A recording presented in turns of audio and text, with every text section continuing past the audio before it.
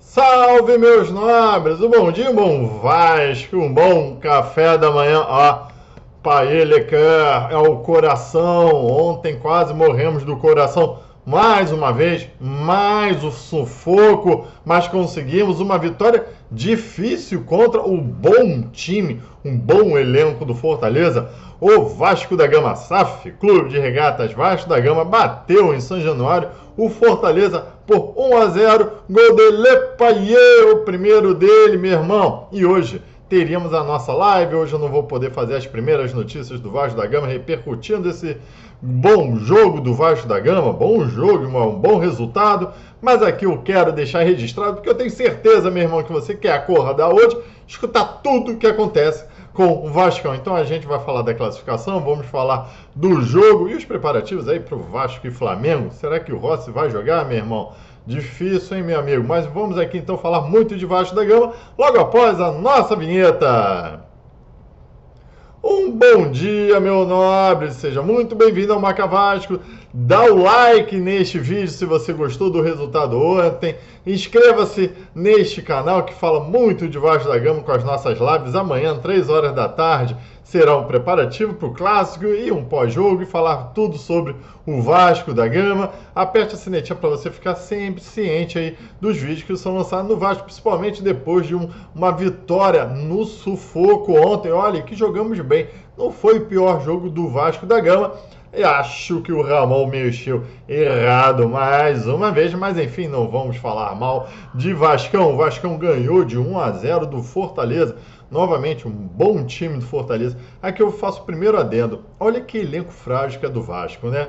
Você tira jogadores, entra Matheus Cocão, entra o Pumita, que não está rendendo, entra o Jair. Eles lá metem Caleb, Thiago Galhardo, Marinho.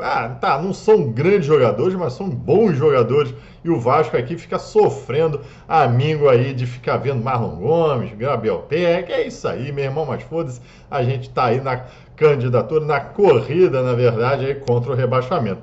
A vitória do Vasco ontem foi muito importante, foi uma péssima rodada para o Vasco da Gama, na verdade. Ao meu ver, a rodada teve a derrota do Coritiba e do América Mineiro, o América Mineiro principalmente para o Botafogo, cada vez mais perto do título. Parabéns ao Botafogo, mas o América Mineiro e o Coritiba perdendo de 3-0 para o Cuiabá em casa, praticamente sacramenta os seus rebaixamentos. Vai ficar 2 vagas para uma penca de novo, uma penca de times aí. O Vasco da Gama ganhando, o Goiás ganhou, o Bahia ganhou, ou seja, todos os times aí sobem um pouco aí na tabela e o Goiás permanece com 30 pontos, permanece ganhando, vai a 30 pontos e o Vasco da Gama também ganhando, vai a 30 pontos, só que como o Vasco tem uma vitória a mais do Goiás, fica ali na frente. O Santos também tem 30 pontos, só que o Santos enfrenta hoje o Red Bull Bragantino, que está na vice-liderança. Jogo nada fácil para o Santos. Fica atrás do Vasco por causa de saldo de gols. Olha como é importante nos pequenos detalhes.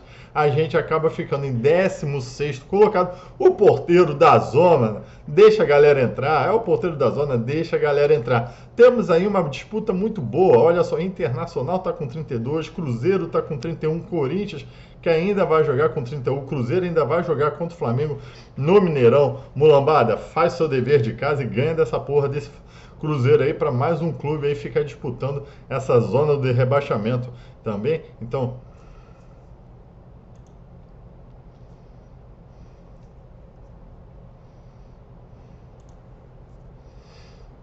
e nessa zona ainda tem o Bahia com 31 pontos. Então, essa galera, quase metade, né?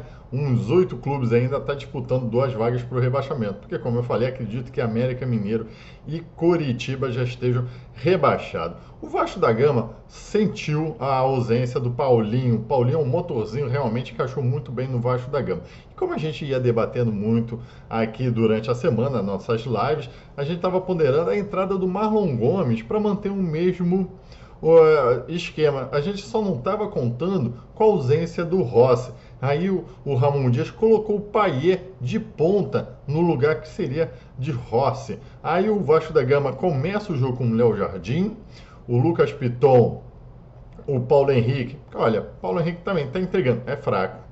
no ataque, é fraco, mas está entregando aí, da mesma forma que o Michael, como a gente falou, Medel, data FIFA, acaba desfalcando os times. Medel não conseguiu retornar ao Rio de Janeiro a tempo para o jogo de hoje, porque jogou ontem, ou anteontem, na terça-feira, contra a Venezuela, ou seja, não deu, então entrou o Michael e o Léo e o Zé Gabriel. O Zé Gabriel entregou bem, ele fez um lance até bacana no segundo tempo, de uma arrancada ali com um belo passe.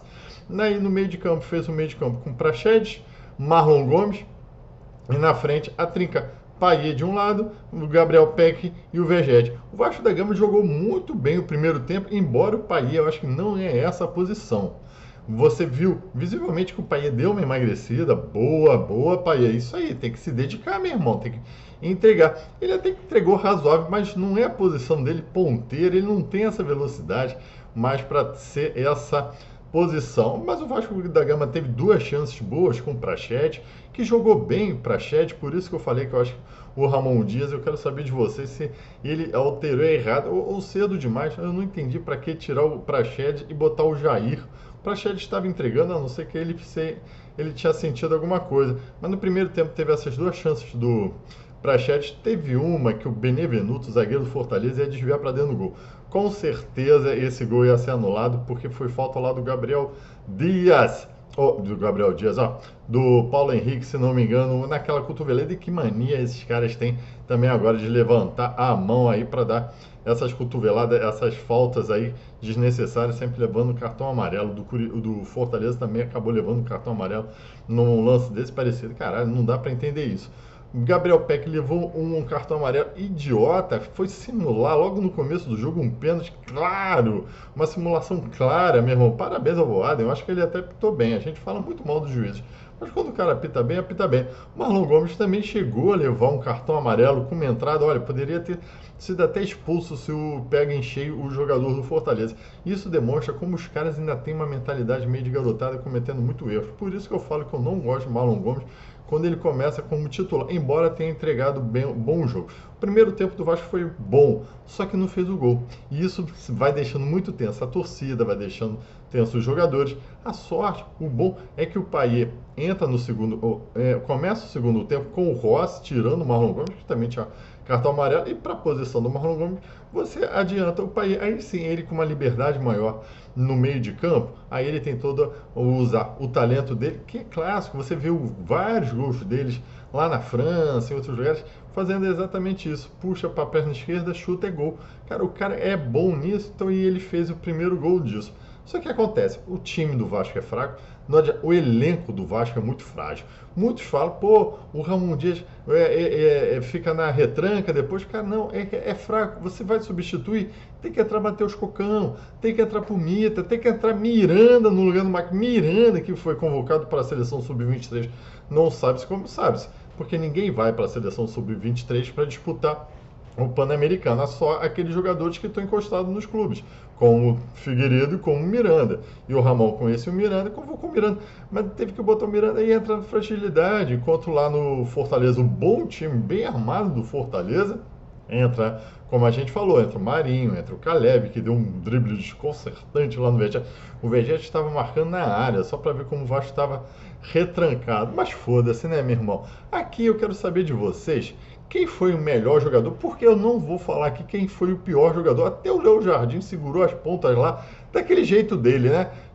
Espalmando uma bola, um chute do Marinho todo errado, uma falta lá toda errada, um escanteio todo errado, tirando a bola, mas garantiu ali que o Vasco da Gama não saísse com um gol, pelo menos, levado um gol, e assim a gente saiu com a vitória magra. Foda-se. O que importa são os 3 pontos e essa corrida aí contra o rebaixamento. E eu quero saber quem foi melhor. Ah, cara, eu vou votar no Payet.